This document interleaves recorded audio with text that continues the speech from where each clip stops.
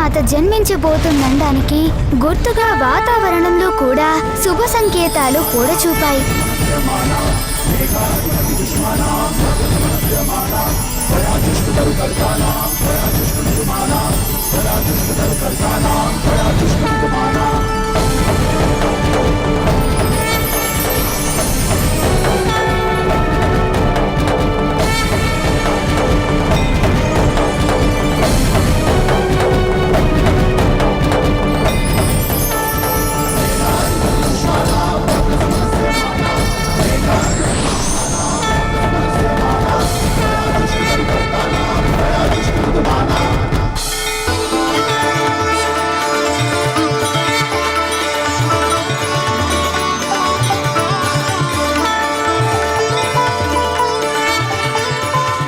నారాయణ నారాయణ నారాయణ నారాయణ.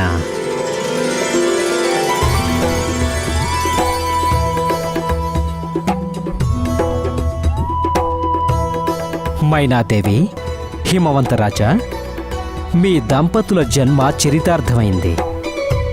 సాక్షాత్తు ఆ ఆదిశక్తే మీ ఇంట్లో పుత్రికగా జన్మించింది. సృష్టిలోని చీకట్లని తరిమి కొడుతోంది.